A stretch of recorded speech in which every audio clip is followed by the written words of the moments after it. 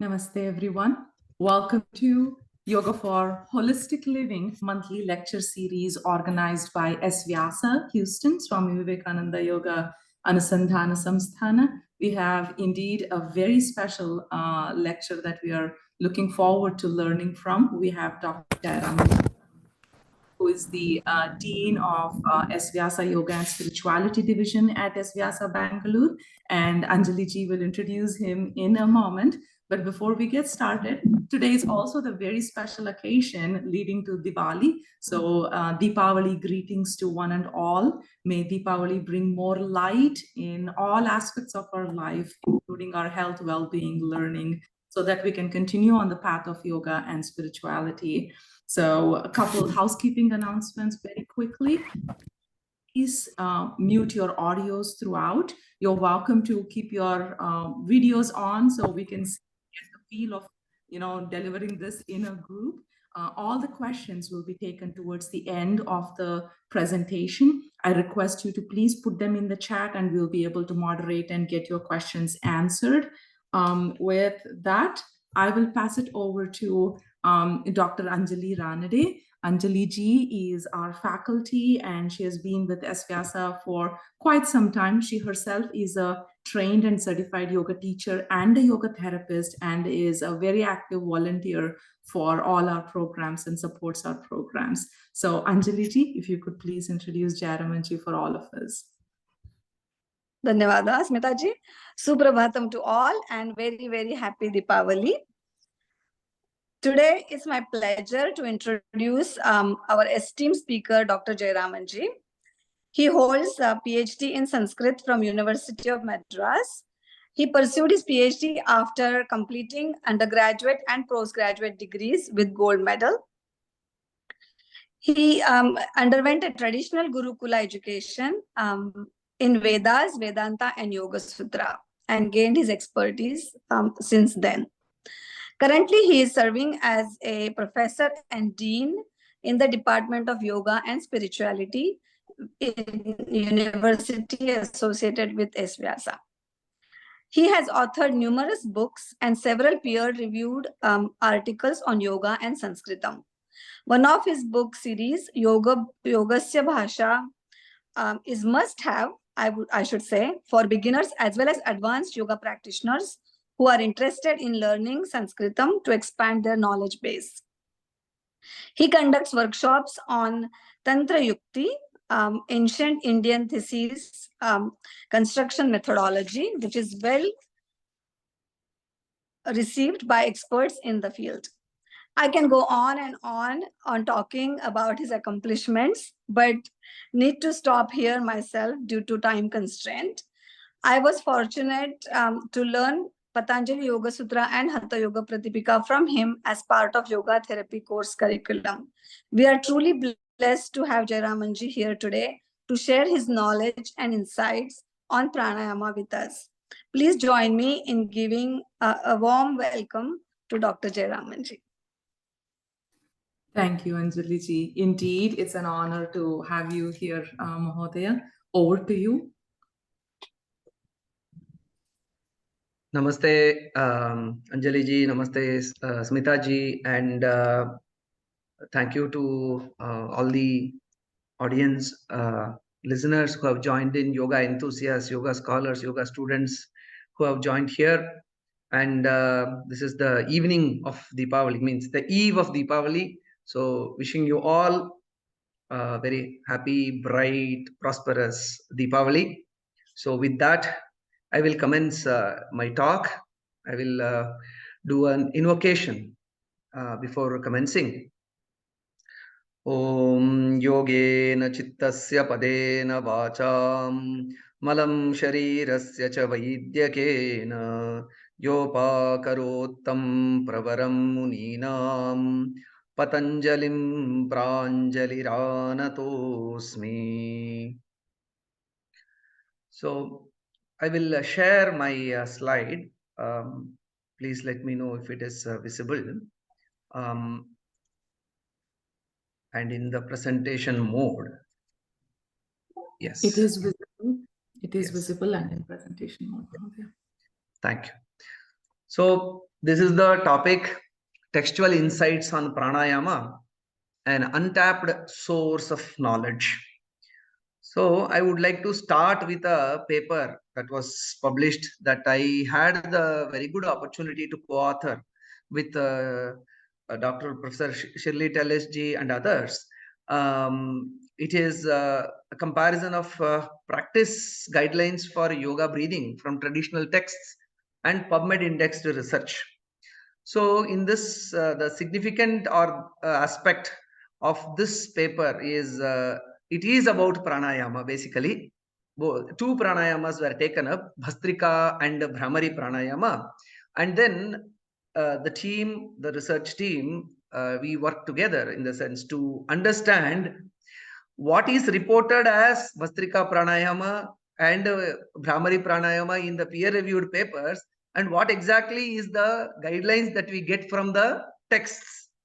So as you can see in the highlighted portion, so difference between the practical guidelines in the traditional texts and published research with respect to depth of breathing, relative breathing, breath frequency are presented in the paper. We could see, it could be noted that there was significant divergence in what is reported in peer-reviewed papers as the guidelines and techniques and methods of pranayama and what exactly is there in the text. So what will be the impact? So the abstract also conveys that differences in the way of yoga breathing is practiced could influence the physiological effects obtained, and differences between methods reported in published studies could make it difficult to summarize the effects of yoga breathing practice across studies. So hence there is a gulf. So the need of the paper, the need of this talk is highlighted by this paper, where it shows there is a gulf between what is reported or evaluated as pranayama techniques and practices and the rich insights that are available in the traditional literature. And it could also have, as mentioned here, it could also have some physiological inconvenience and difficulties if the practice guidelines given in the text are not followed. So this is the purpose of this paper is or this talk is brought out by this. And going from a traditional or looking from a traditional perspective, practice and study, they are very essential. Means yoga, as Acharya Krishnamacharya, the guru of even B.K.S. Iyengar would say, is an Anushtana Shastra, is a Shastra of practice, but practice doesn't come without study. So this is an oft-quoted verse, and I like this verse a lot. This is from the Vyasa Bhashya of Yoga Sutra, the primary commentary of Yoga Sutra, the first commentary to Yoga Sutra ever written, closer to the period of sage Patanjali himself, according to researchers. It says, Swadhyayat Yogamasita, Yogat Swadhyayam Amanet, Swadhyaya Yoga Sanyuktya Paramatma Prakashate.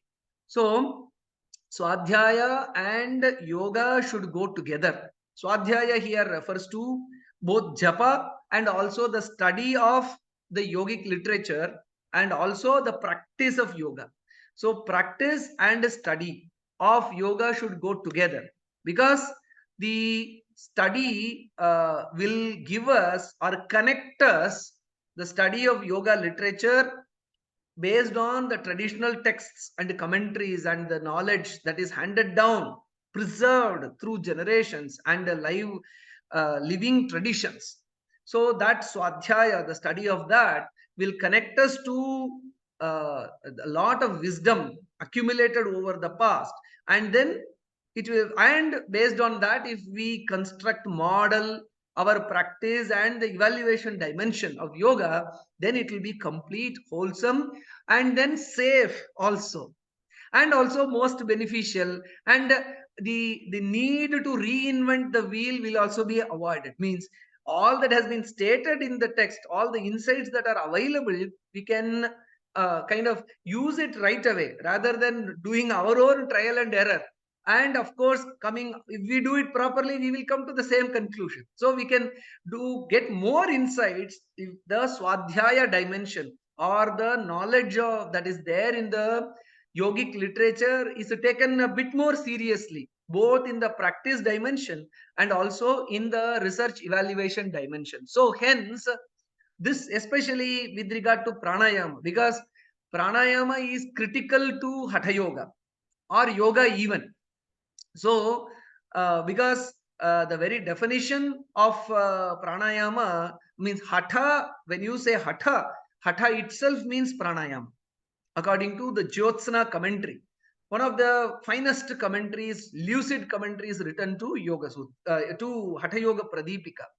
So it says, Pranapanayor Aikya Lakshanaha Pranayamaha Hatha Yogaha. Hatha Yoga is nothing but the conjoining or joining of the prana and apana and making it flow through the sushumna.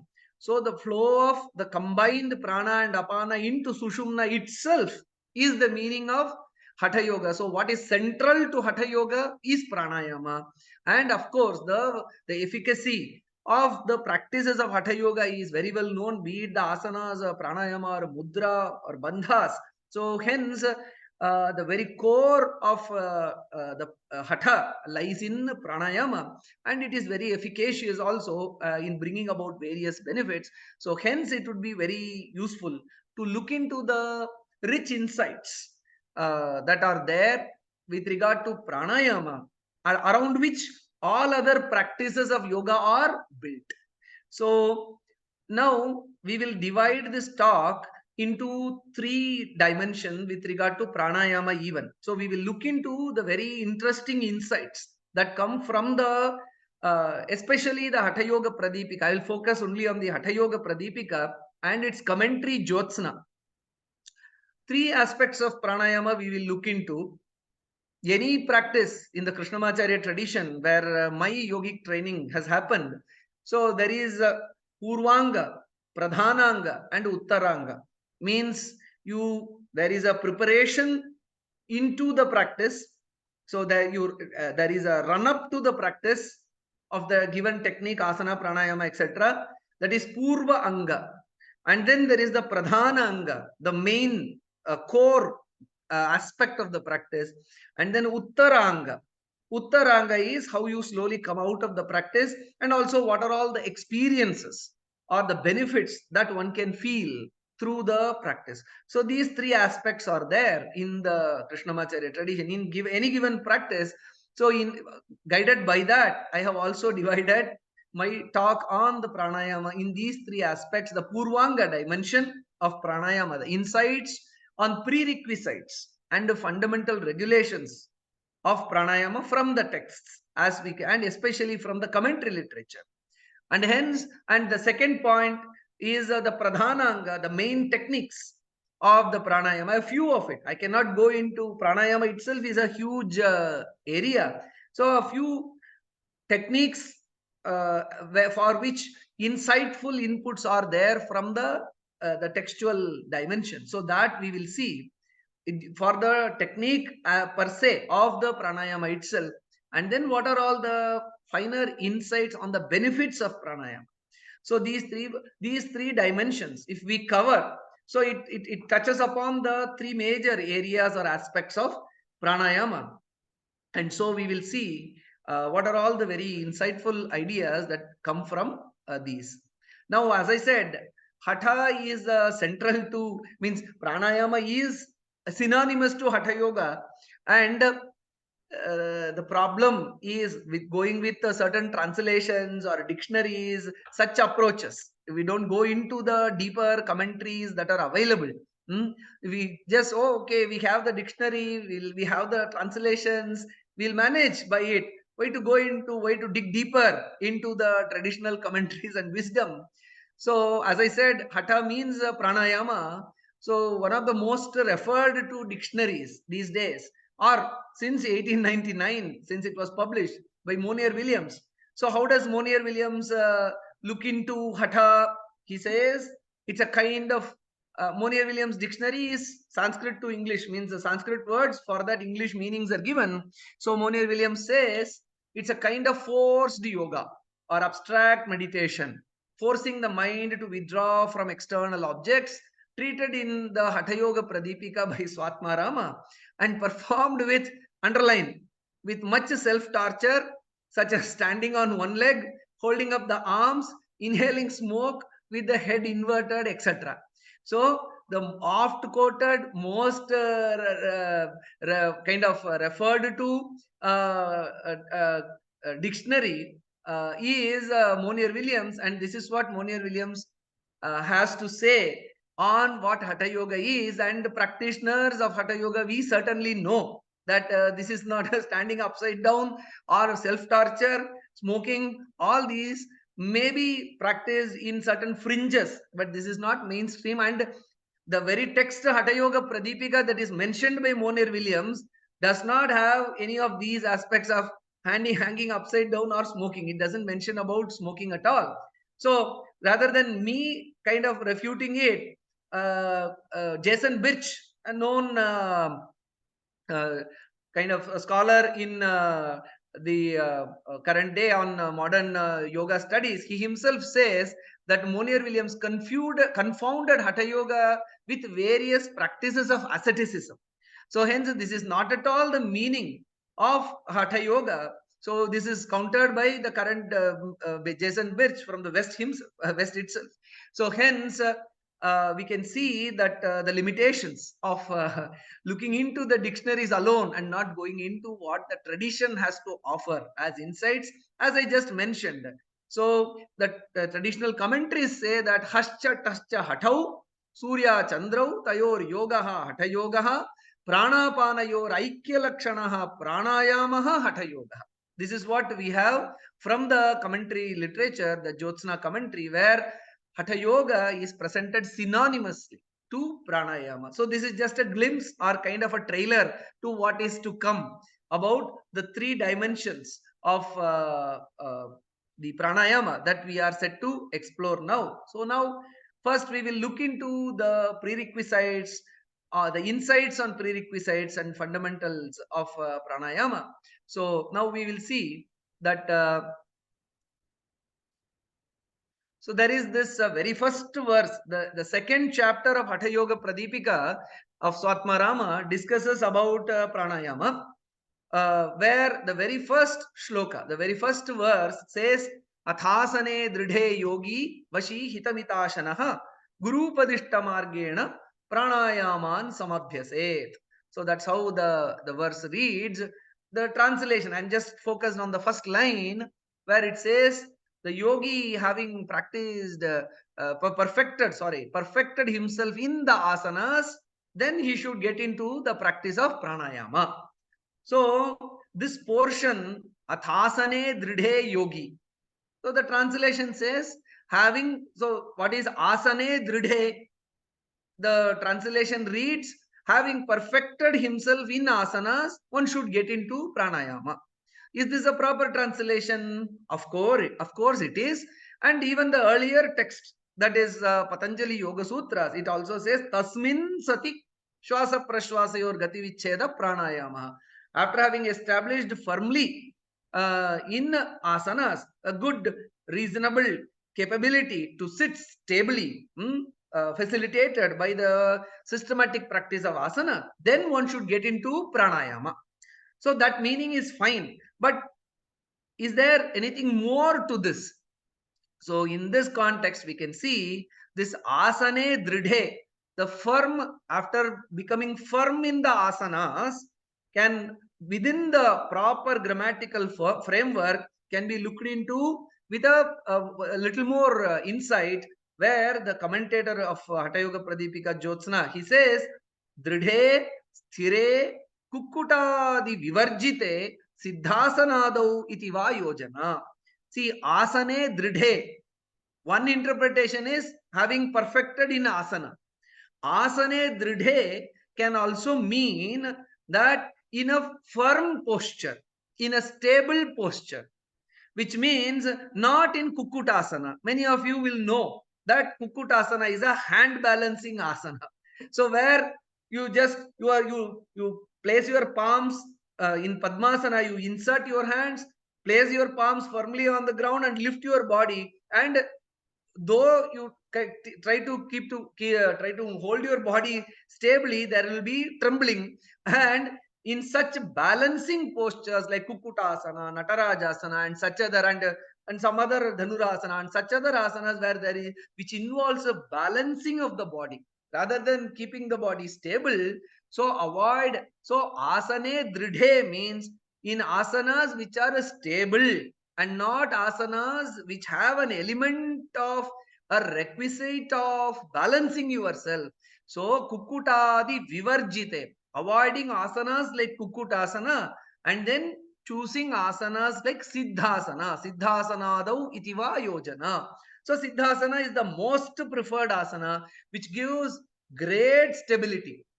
Of course, Padmasana is also a very stable posture for pranayama. So asane dridhe, while a linear understanding is after having attained capability in asana, stability in asana, that is one meaning, or positioning oneself in a stable asana. So this is a very important insight where, okay, so it is very essential to keep the body still while starting the pranayama. So that fundamental prerequisite about the stability of the body comes about when we get into the commentary from the Hatha Yoga Pradipika Jyotsna. That is what HYPJ means, that short abbreviation means.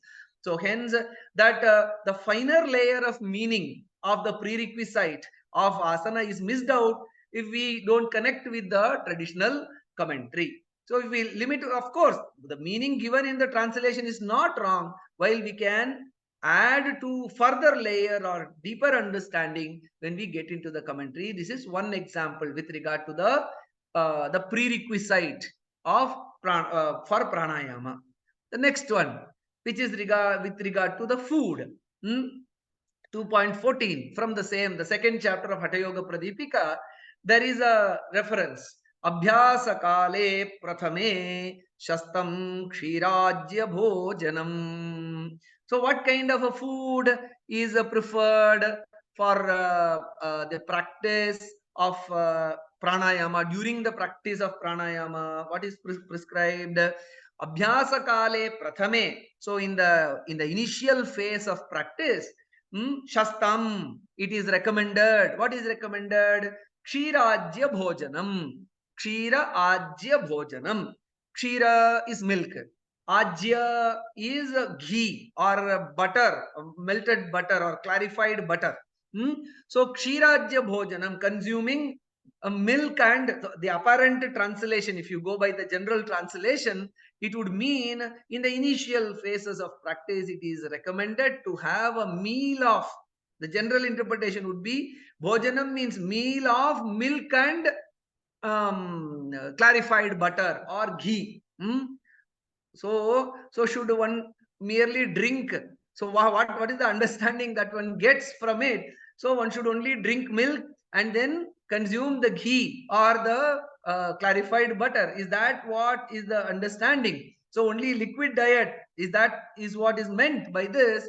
Again, when we come to the commentary, we see kshiram dugdham ajyam ghritam tad yuktam bhojanam kshirajya bhojanam. See, bhojanam here refers to a rice or a main staple food which has a mixture of milk and ghee. So, Shakaparthivadivat samasaha. So, going by the Sanskrit samasa compound, so Kshira Ajya Yuktam Bhojanam.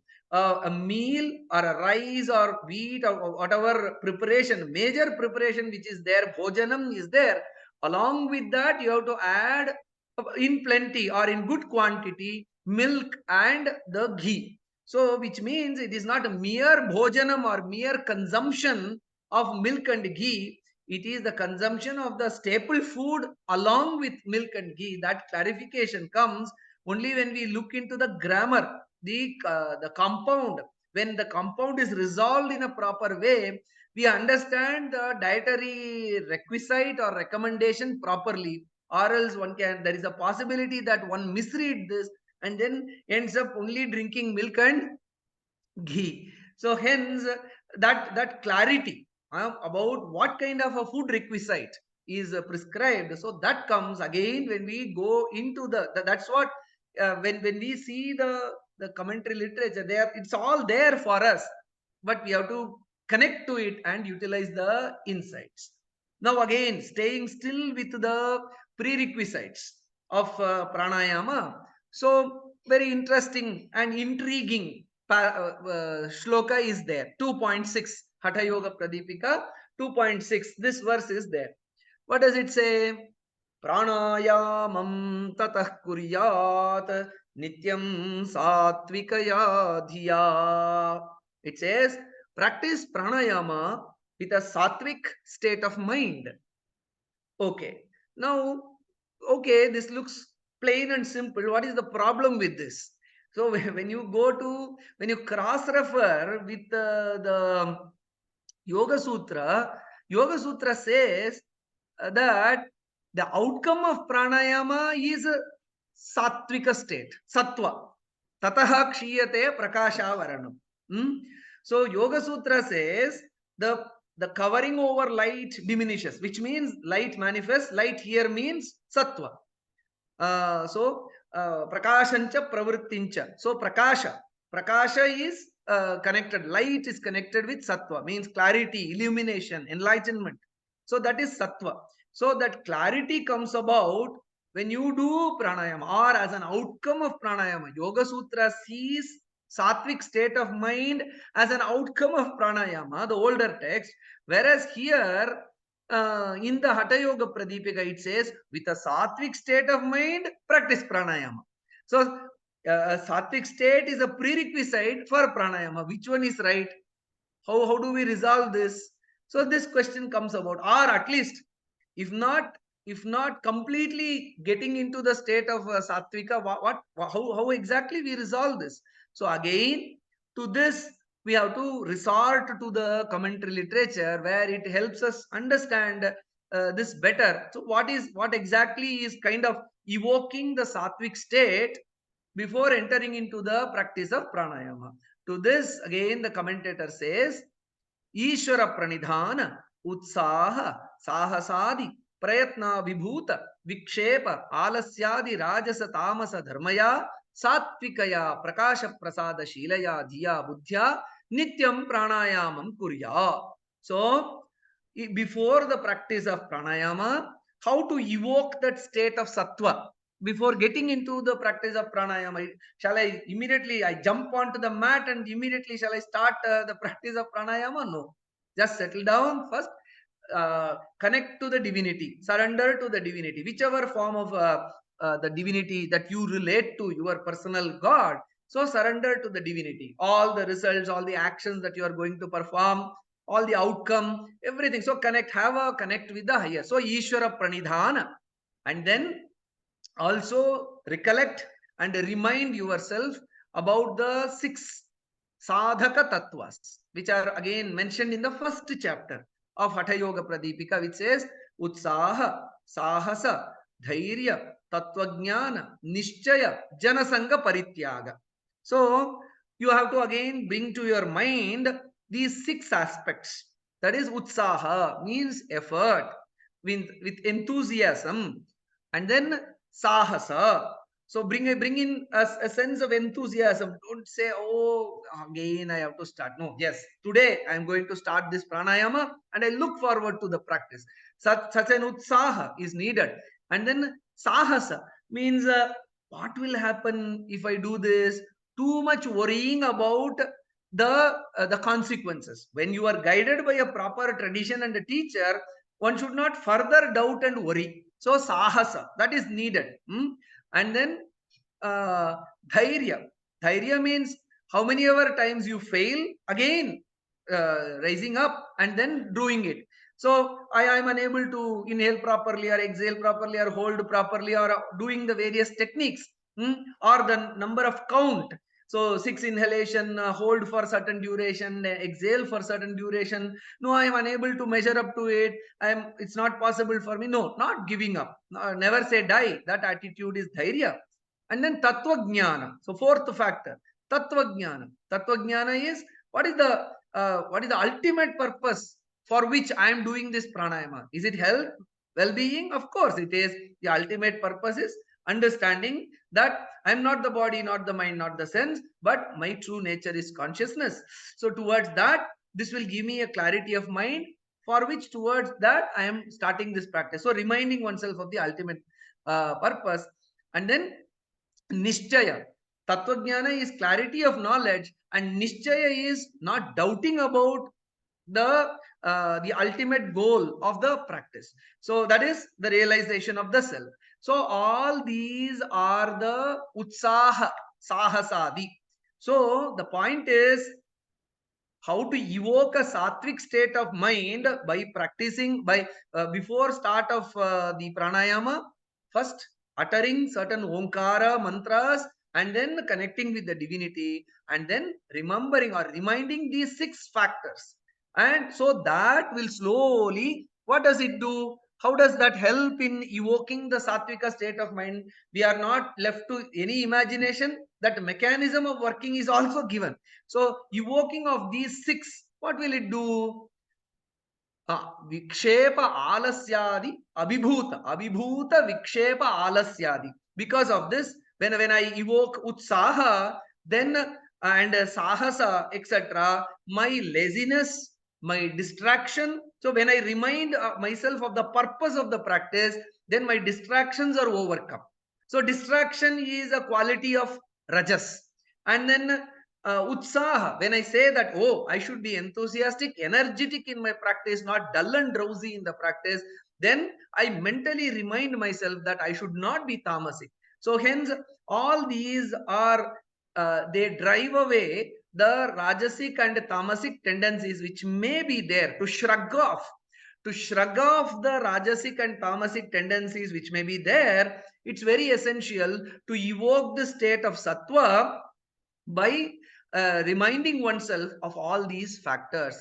Then what happens is, yes, prakasha, some clarity, some light comes to the mind. Now I know why I should do this. Let me do it with the best of my capability. So that kind of a pause is needed before the practice. See, while explaining, I have taken some 10-15 minutes to explain this, but when it is a routine, it happens in a moment. So hence, so this is the way in which the state of sattva is to be evoked when it is said Satvikaya dhiya pranayamam kurya. So evoke a state of sattva by these 7 practices. Surrender to the divinity plus 6 siddhi karanas. You connect, you prepare your mind, and then get into the practice. See, it's very essential. This is a very essential prerequisite without which, see, you just normally when people say that, yes, this pranayama is practiced, then this outcome is experienced. Is the mind properly prepared for pranayama? All these questions are to be asked.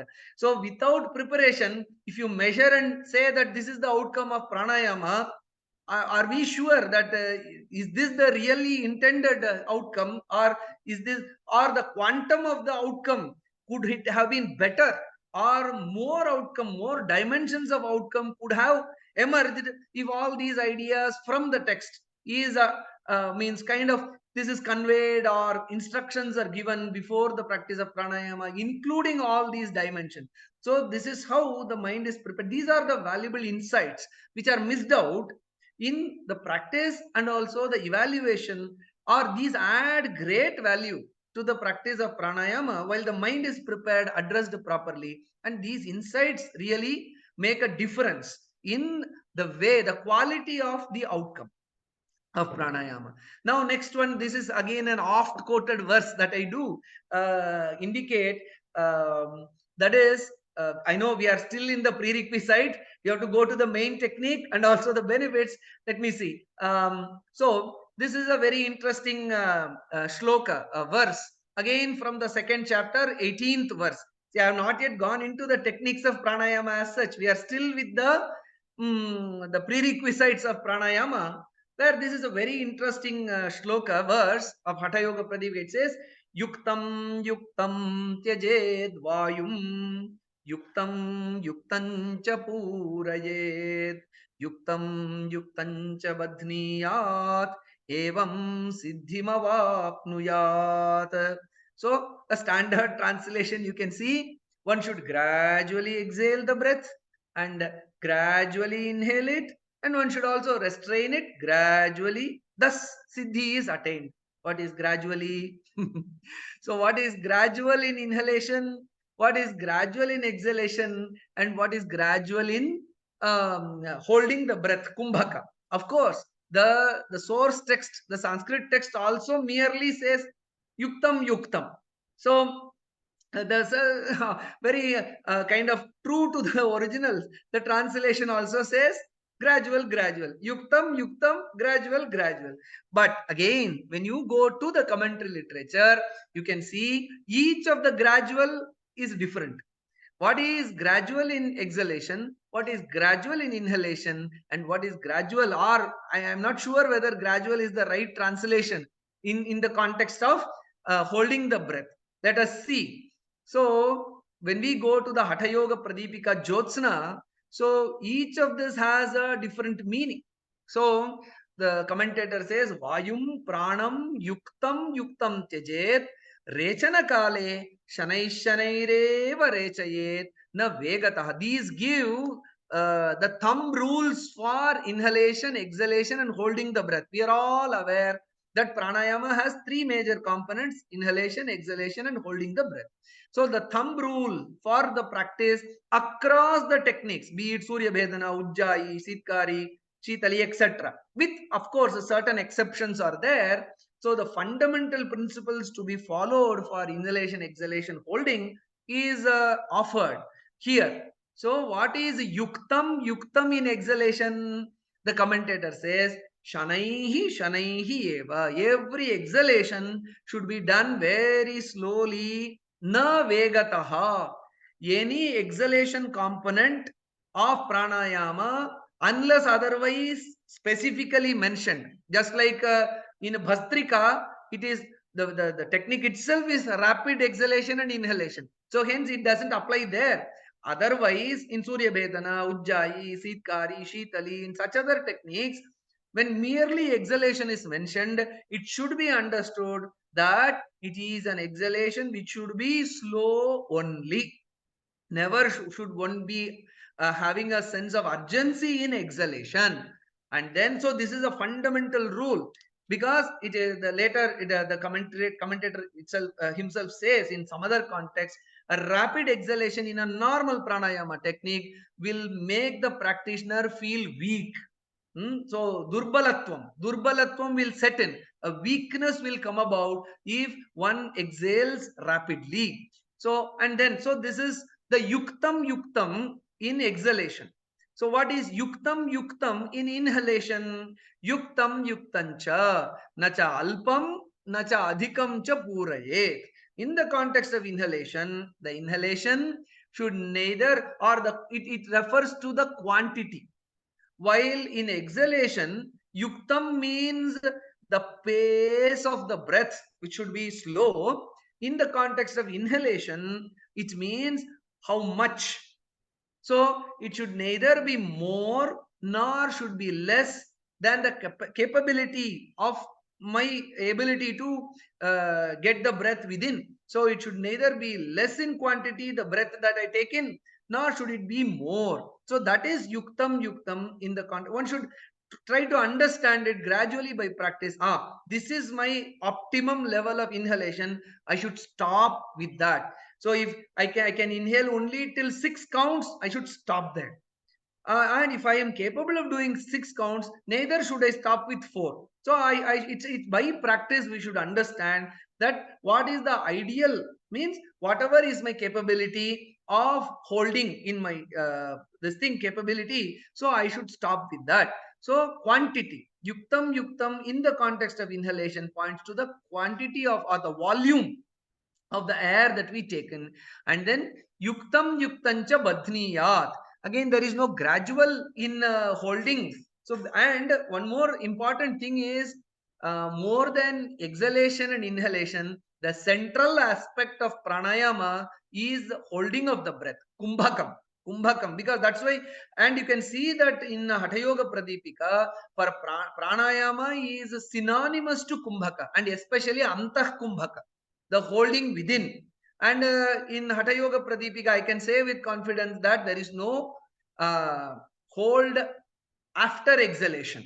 It's always hold after inhalation. So how should that ideal, so yuktam, rather than being translated as a gradual, it should be translated appropriately as ideal.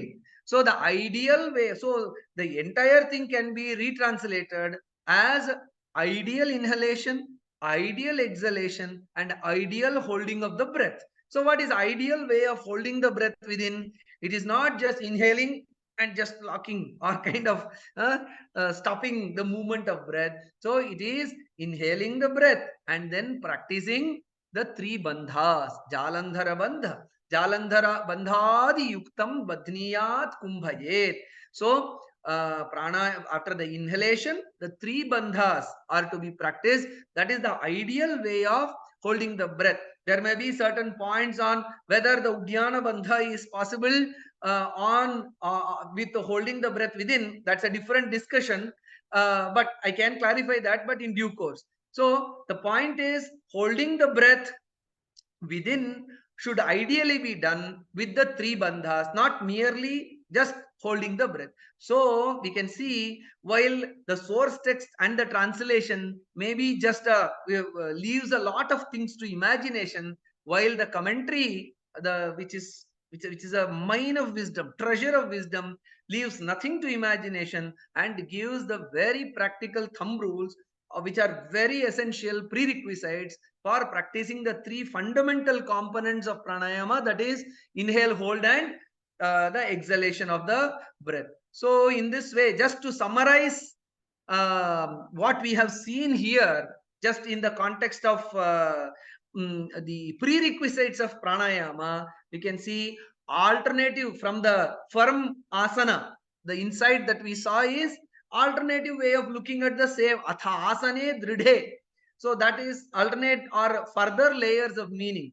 And then kshirajya bhojanam, the milk and ghee example avoids misunderstanding. Rather than drinking milk and ghee, eating your rice or the bowl of rice or your chapati or roti with more milk and ghee. That is the right understanding that we get from the commentary. And then clarifying the confusion. So is sattvika an outcome, or can you evoke to some extent the state of sattva before practicing? So that confusion, or kind of how about it, how to go about it, the how of it, how to evoke the state of sattva even before practicing. So that was clarified in the commentary. And then the yuktam, again there helped us understand that the impact or unearthing the totally missed meaning. So that these are the four basic insights. There's a typo here. Fifth point is not there. So hence these have telling implication and impact on the practice. So hence this is one glimpse of the prerequisite. So I'll just give one example on the, I have so many illustrations for this. Now we have seen the prerequisite. Now when we get into the body of the practice itself, the technique of pranayama practice itself, certain fundamental clarifications are gained by looking into the traditional commentary literature. Now let's look into the Sitkari pranayama. I hope you are all aware of what Sitkari pranayama is. But the shloka, that is Hatha Yoga Pradipika 2.54, verse 54 clarifies what is Sitkari. Sitkam kuriyat tatha vaktre grane naiva vijrambhikam. This gives the technique of Sitkari. So vaktre, in the mouth, so make the sound seet. This is the seet sound. So when you through the teeth, so you inhale through the teeth, the mouth, especially the air passes through the teeth, and then so that is what is mentioned. Sitkam kuryat tatha vaktre, and then grane naiva vijrambhikam, and through the nostril exhale. So only two steps in the technique is mentioned. So inhale through the mouth with the sound seet, and then exhale through the nostril. Now, so many things, basic, while there are so many questions that you can ask about this, but one fundamental question is, is there a hold component? If some student you are teaching and you are referring to Hatha Yoga Pradipika and someone says, sir, you said this technique, does this have a hold component?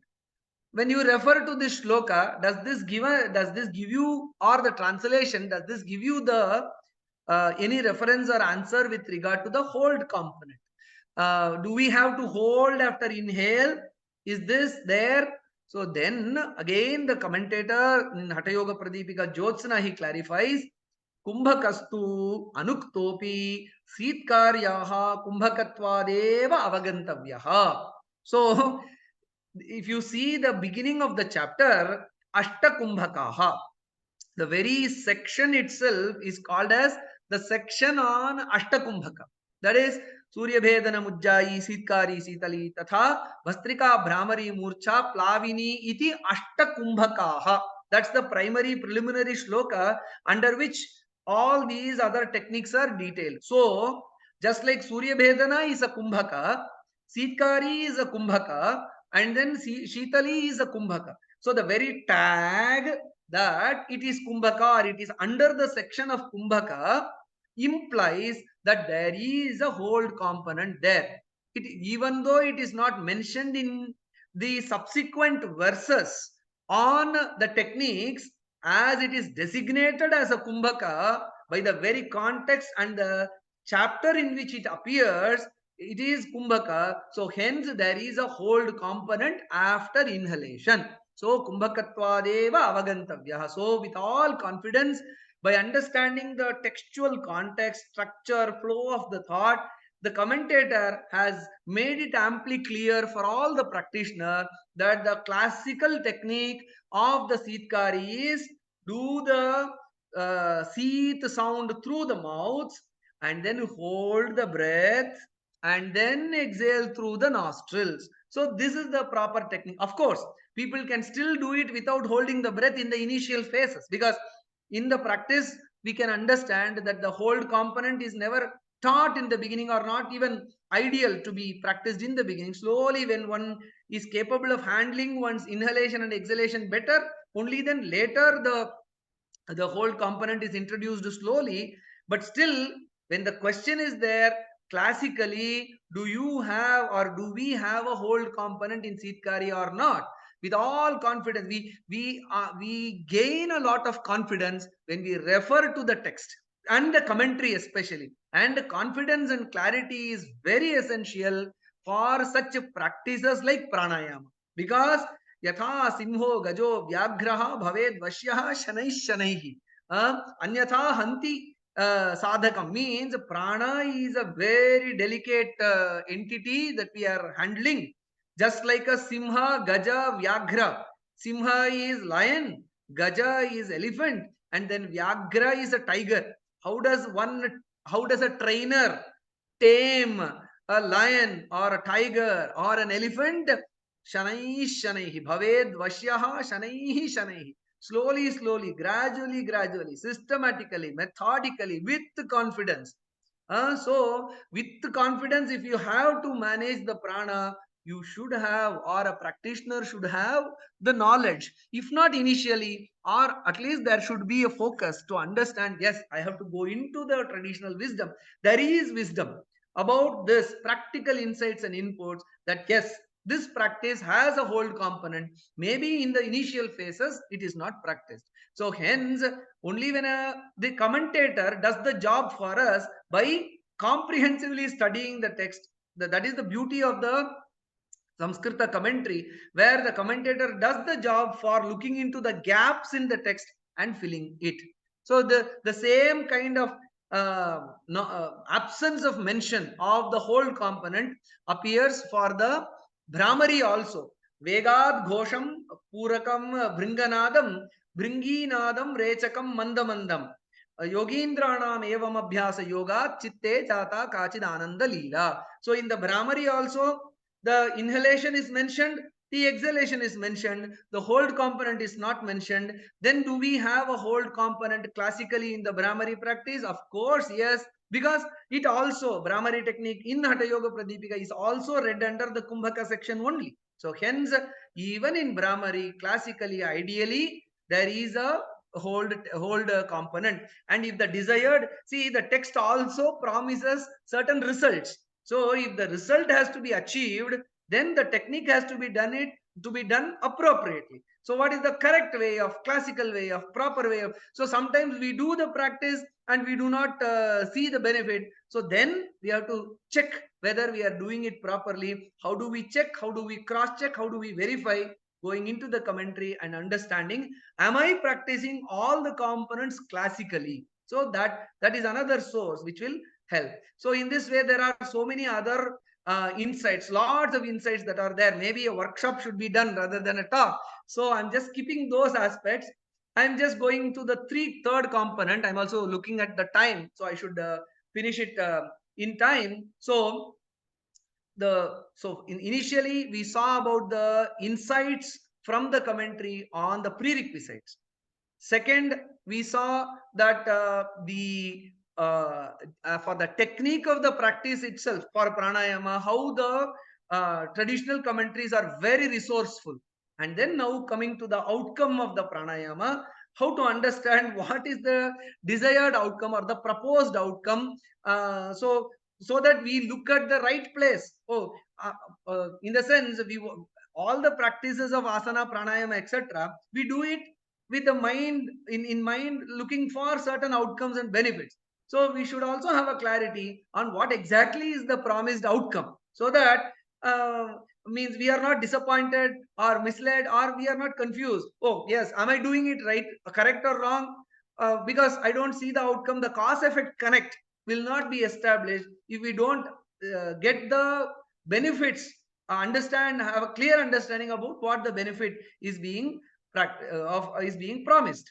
So hence, so let me give a couple of examples. So we see that in Surya Bhedana is a technique where you inhale through the right nostril, Pingala, hold the breath and exhale through the left nostril. So in that, the text says Kapala Shodhanam, Vata Doshagnam, Krimi Dosha Hrit.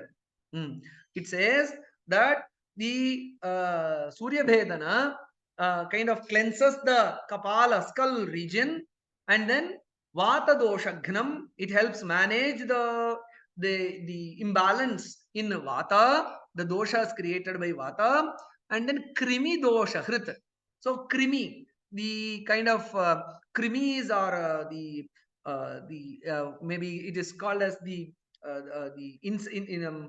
right word would be the microorganisms, krimis, microorganism, trouble created by the microorganism. So krimi dosha hrit, this is the word that I'm going to zero in on, while other aspects I'm not focusing. So krimi dosha hrit, where is the microorganism which is managed, or which the microorganisms of which place is managed by this Surya Bhedana? So the commentator again chips in when he says kriminam udare jatanam, rather than translating it as a krimi. Generally the word krimi can mean the microorganism. The commentator is specific when he says kriminam udare jatanam, those trouble, those problems in the gut region, especially the worms and other things that are there in the gut region, udare jatanam tam harati iti krimido. So krimis may be there, or kind of micro or organisms can be there anywhere in the system, whereas the specific location of the krimis are pointed out by the commentary when it says udare jatanam, in the gut region, or in the digestive portion. So that is specifically addressed by Surya Bhedana. And again, one more idea here is Vata Doshagnam. It also mentions that the Vata problems are also addressed by this Surya Bhedana. Now, what are the Vata problems? Where do I go to know more about Vata problems?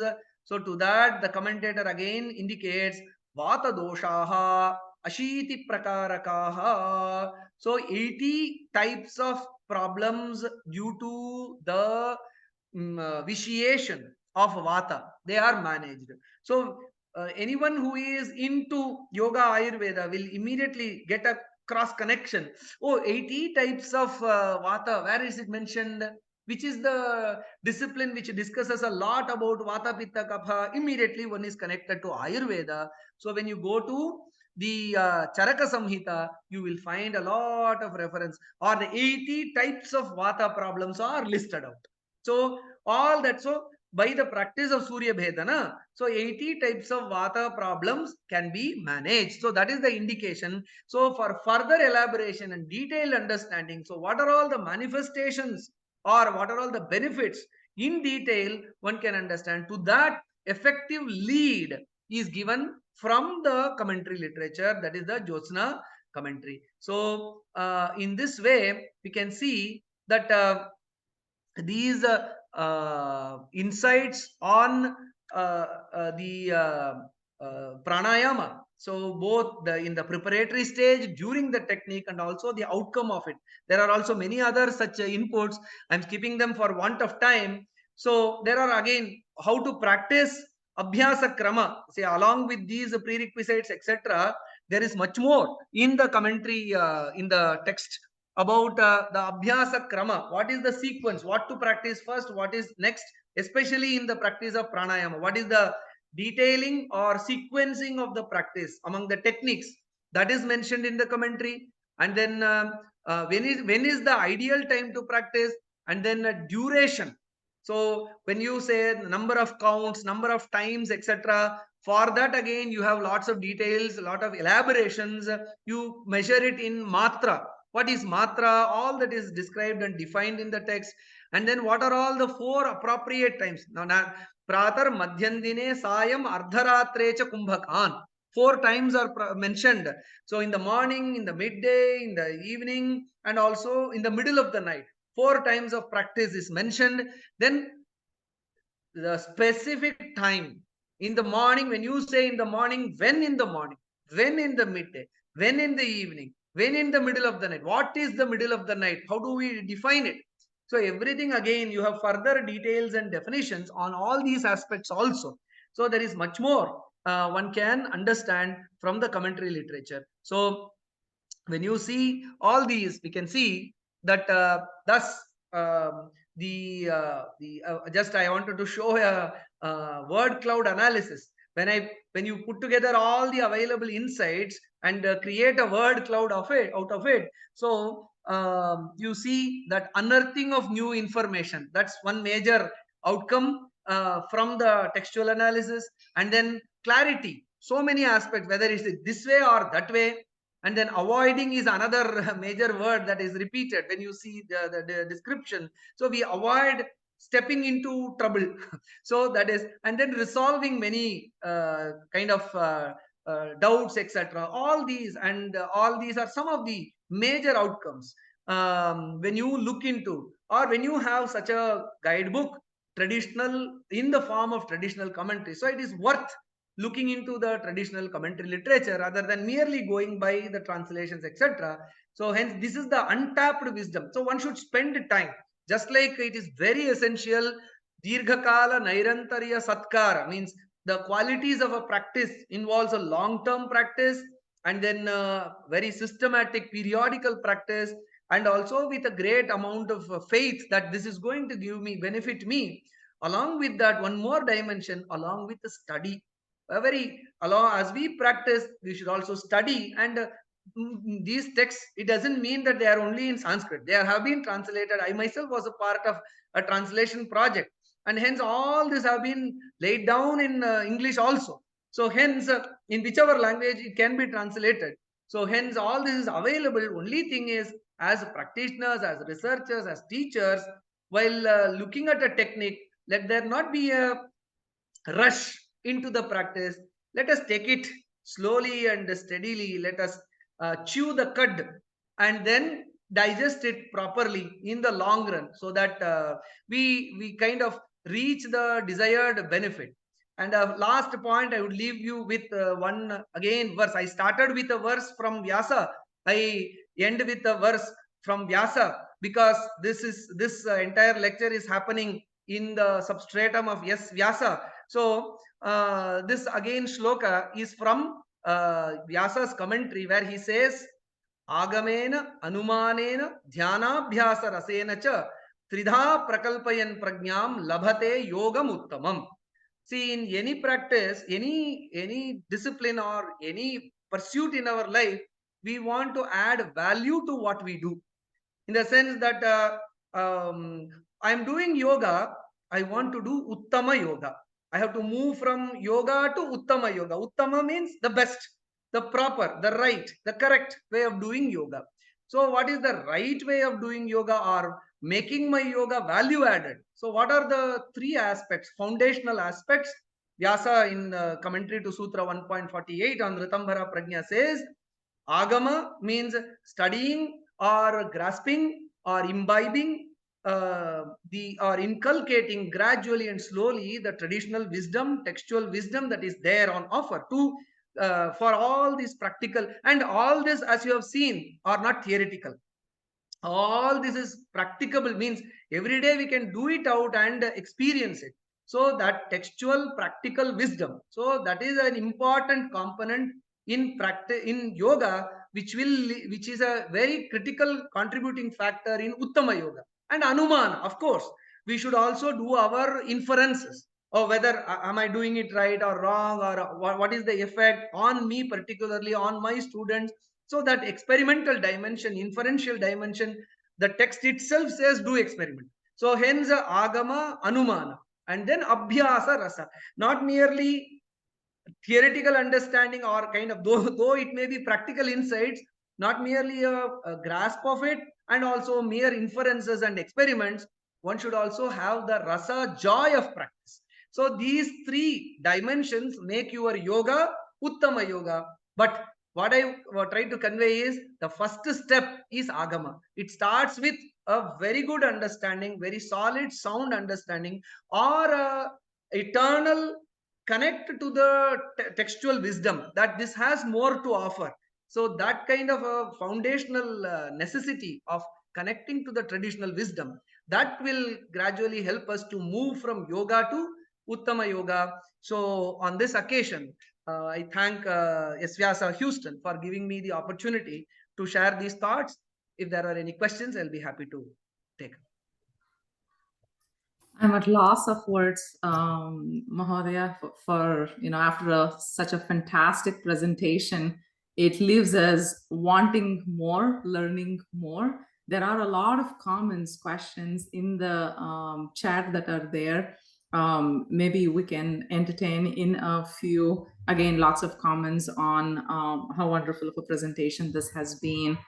Just educating, even though many may be practicing yoga or pranayama for a long time, these insights, especially your call for all of us to go back to the text, to go back to the source, to understand and interpret appropriately, is of a high importance for today for all of us. So just to, in the chat, Mahodaya, we have few. Smitaji, small thing. I think my Zoom has got standard. If my presentation can be ended from the host side, is it possible? I am trying to end the presentation. Let me. Okay, let's say yes, and I'll just say whiteboard. And thank you. I'll stop the presentation myself. There. Thank you. So that brought us back. Let's go back to chat. In the chat, there are questions for, okay, let's take, yes, Vijayji says we absolutely need a workshop. That's right. So Satya Bhagini is asking a question on Tribandhas. And just a clarification that it is specified that it is not after exhalation, but it is after inhalation, the bandhas. And I assume that's a yes, Mahodaya. Should I respond to that? Yes, Mahodaya, please. Yes, okay. I remember that when I said this, I think pre-corona, I was there in Houston. So the same question was, I presented this and there was a very good question. The same question was raised.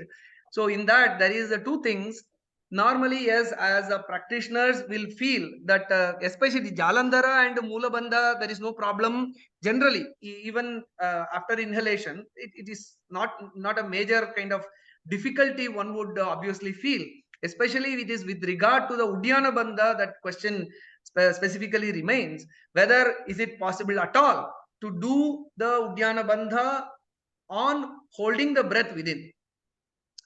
So one thing is, as I have written a couple of articles also on this, one thing is, as I study the text, as I explore the commentaries, I discussed with the practitioner and also looked into the Hatha Yoga Pradipika, I could see that there are hints about two types of Udyana Bandhas. One is a Sahaja Udyana Bandha, and the other is the Udyana Bandha which leads the prana into Kumbhaka. What is Sahaja Udyana Bandha means, as everyone exhales, naturally there is a small level, the abdomen goes in. The natural way of exhalation one does without any kind of a conscious effort to pull your abdomen back. Even without that, in our normal course of exhalation also, we feel that the abdomen goes in. Then we intensify that mindfully. So that is that Sahaja Udyana Bandha is naturally, it follows, or it is along and also follows the exhalation. So that type of Udyana Bandha is Sahaja Udyana Bandha, which is evident for every practitioner, and it is the one that is taught everywhere.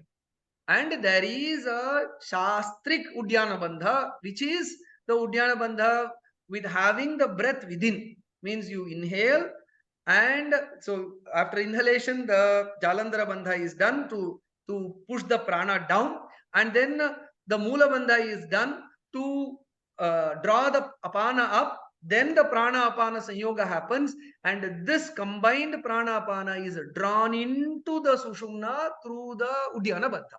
This is the purpose, the inner Udyana Bandha. Why is it done? Only then the goal of taking the prana into Sushumna will happen. So if the prana has to flow into Sushumna, it will not on its own flow. So we have to do the Jalandhara, Mula, and then by the Udyana Bandha as prescribed. With all this is done. See, you want to make the prana to flow into Sushumna, then it has to stay within, right? After exhalation, where can you, if you still do the Udyana Bandha, can the prana flow into the Sushumna? It's not possible. So hence, of course, the more effective, evident, and a natural way of doing Udyana Bandha is during and after exhalation. And if someone has, means normally yoga is now practiced for health, wellness, well-being, etc. From that perspective, that Udyana Bandha, we are happy with that Udyana Bandha. If prana has to enter into Sushumna, then we have to go into Nadanusandhana, Samadhi, etc. For that purpose, the prana should be within Sushumna. For that purpose, Udyana Bandha should be done with the breath within. So this is the clarity that I have come about by my study, discussion, analysis, and looking into the texts. Wonderful. Thank you, Mahodaya, for that clarification. I know we are over the time. Maybe we can entertain one more question, if that's okay, Mahodaya? Yes, fine. So I'll combine this as preparation. You know, the food and other aspects were discussed. So there is a question: does yoga practice, including Shavasana itself, can prepare the mind for pranayama? And a dietary question I'll just add in there: what is the role of milk and ghee specifically, you know, as a staple food for practicing? Let me first respond to Shavasana is also an asana. So when you go into that, so it kind of relaxes the system, and of course all that preparation, athasane dridhe, in that sense, doing the asana in the proper way. You can see in the very first chapter that Hathabhyasa Shrama Nivrityartham Shavasanam. So the practice of asanas prescribed in the Hatha tradition, Swastika, Virasana, and then Kukutasana, and then the other Siddhasana, Padmasana, and then the Mayurasana, Matsyendrasana, all those practices will generate Shrama. That Shrama Nivrityartham Shavasana.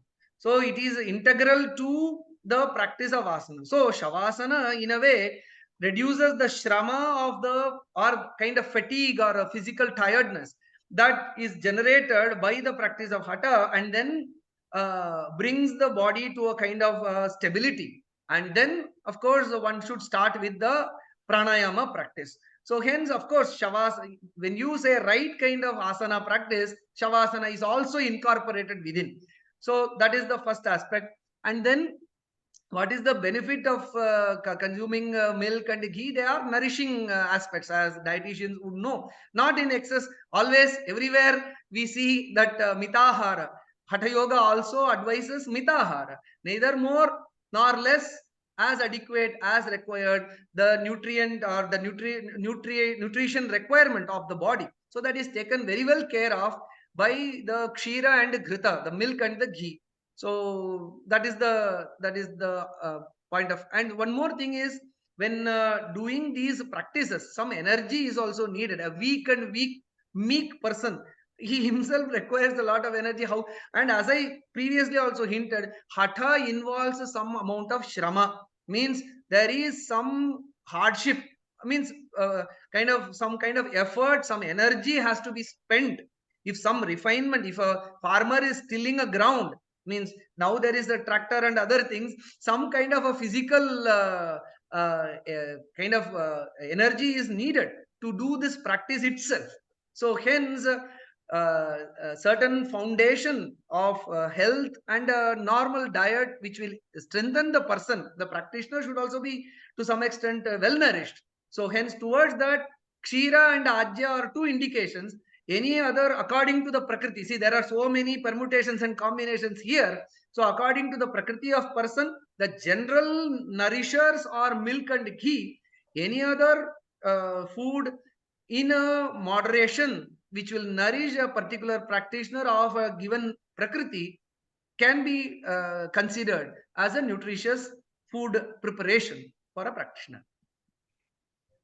Wonderful, Mahodaya. Thank you. I know there are a few more questions, but with the interest of your time and respecting your time that you have shared with us, we'll stop here. But before I complete, I want to extend my deepest gratitude for this wonderful, enlightening lecture on pranayama, especially tying in the textual aspects, which is such an important part for all the yoga practitioners, teachers, and therapists. Similarly, your wisdom, passion, and this enthusiasm has created, wanting more. It's almost like a trailer for us. We want to see the movie. So for all of us who wants to learn more from Jayaramanji, he'll be offering a Patanjali Yoga Sutra course, which will be spanned over a year, 2 to 3 semester course that will be starting in January. So we'll make announcement for that for those of you who want to join. And hopefully, since pandemic, we have not been able to invite him, but with the, on this Deepavali day, maybe we'll make a sankalpa that we will invite Jayaramanji to Houston for a in-person workshop so that we can learn more from him. Thank you so much. Our deepest gratitude for sparing time and sharing your wisdom. I also thank all the listeners, yoga enthusiasts who tuned in today in spite of Deepavali and celebrations that you may all be engaging in. So a big thank you to all of you. We'll be back in January, continuing our lecture series, and we'll all keep you posted. Thank you, everyone. Namaste to all. Thank you very much. Thank you, Mahodaya. Thanks. Thank you, Mahodaya. Dhanyavadaha.